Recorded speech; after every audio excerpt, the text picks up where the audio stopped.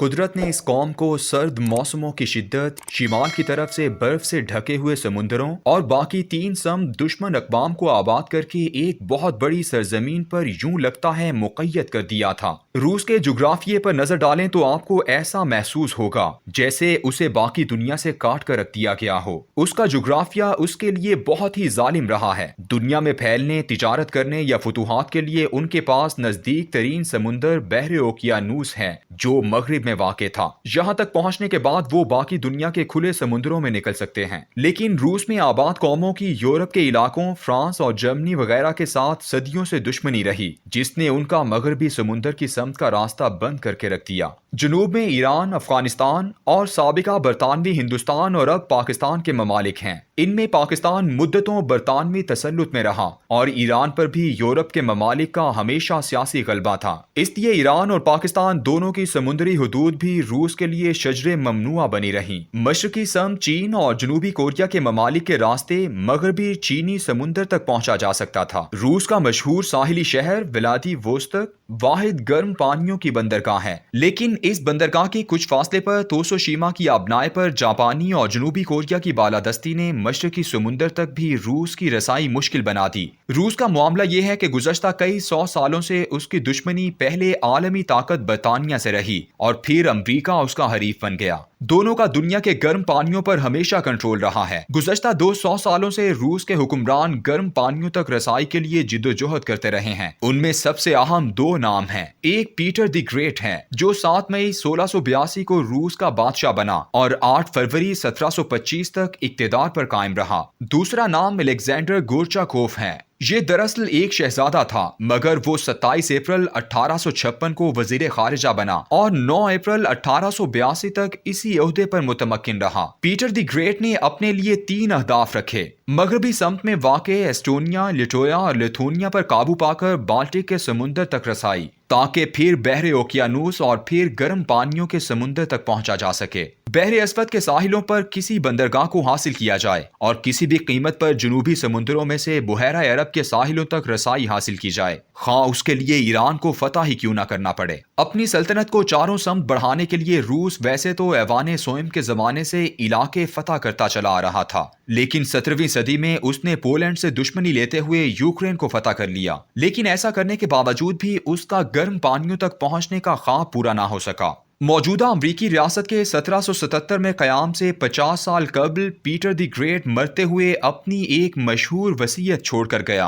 ये वसीयत उस दिन से लेकर आज तक रूस, सोवियत यूनियन और फिर दोबारा रूस की हुकूमतों के लिए एक बुनियादी उसूल और निशाने मंजिल की हैसियत रखती है। उसने लिखा, जितना मुमकिन हो इस्तांबुल और हिंदुस्तान के करीब पहुंच सकते हो पहुंचो। याद रखो, जो मुल्क इन 2 मकामात पर कंट्रोल करेगा वही दुनिया का असल हुक्मरान होगा। इस वसीयत में उस जमाने के हिंदुस्तान की जगह आज पाकिस्तान पढ़ा जाता है। पीटर अपने पीछे एक ऐसा रूस छोड़कर गया था जो तमाम तर वसाइल के बावजूद पसमानदा था। उसकी तिजारत महदूद थी और वो दुनिया की बड़ी ताकतों की आंखों में आंखें डालकर बात इसलिए नहीं कर सकता था कि उसका दुनिया के समुद्रों पर कोई इख्तियार नहीं था। पीटर के मरने के बाद आलमी ताकतों की आपस में कशमकश बढ़ती चली गई। ऐसे में रूस ने 2 रास्तों के जरिए समुद्र तक पहुंचने की जिद्दोजहद तकरीबन तर्क कर दी। वो समझते थे कि अगर बहरे अस्वद तक पहुंच भी गए तो इस्तांबुल और बास्फोरस के तंग बहरी रास्ते पर कंट्रोल उनकी सारी तगोदों को मिट्टी में मिला सकता है और मशरकी समत में उनकी अपनी बंदरगाह व्लादिवोस्तोक का रास्ता था।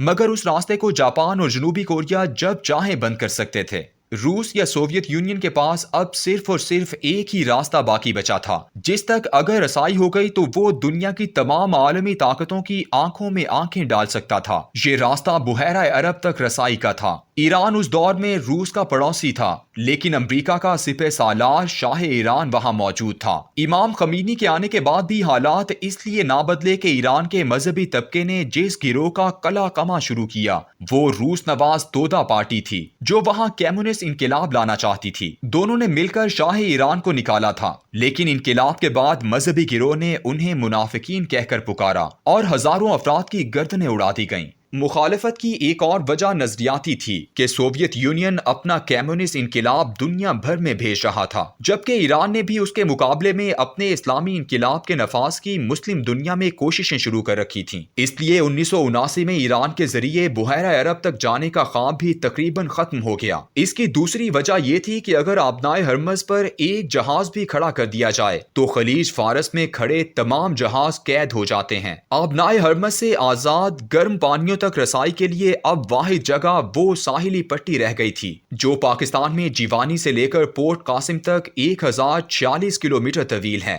اور اس ساحلی پٹی پر ایک مقام گوادر ہے جو ایسا سمندری ساحل ہے جسے قدرتی طور پر گہرے پانیوں کی بندرگاہ کہتے ہیں، جہاں بڑے سے بڑا جہاز بغیر کسی رکاوٹ کے آ کر کھڑا ہو سکتا ہے، اور وہاں جہاز کو ہر سمت موڑنے کے لیے کسی مخصوص چینل بنانے کی ضرورت نہیں۔ بالٹک کے سمندر میں نیٹو افواج موجود، بحر اسود اور استنبول میں بھی ترکی کے ذریعے نیٹو موجود، اور آبنائے توسوشیما پر جاپان اور جنوبی کوریا کے ذریعے امریکہ کا تسلط۔ پاکستان ہی بچا تھا، مگر اس کی ساحلی پٹی تک پہنچنے کے لیے افغانستان کے سنگلاق پہاڑوں اور وسیع ریگستان کو عبور کرنا ضروری تھا۔ مردان کوہستانی اور بندگان صحرائی کے اس وطن افغانستان میں سوویت یونین نے دسمبر 1979 میں اپنی افواج اتار دیں۔ امریکہ کی سربراہی میں پوری مغربی دنیا افغانستان میں روس کے خلاف لڑنے والے مجاہدین کی مدد کو آن پہنچی۔ صرف 8 سال بعد سوویت یونین کا آخری سپاہی شکست کے عالم میں افغانستان کو خیر بات کہہ کر روس کی جانب روانہ ہو گیا۔ پاکستان کے ساحلی گرم پانیوں تک پہنچنے کا خواب ایسا چکنا چور ہوا کہ سوویت یونین ہی دنیا کے نقشے سے غائب ہو گیا اور پیٹر دی گریٹ کا روس واپس آ گیا۔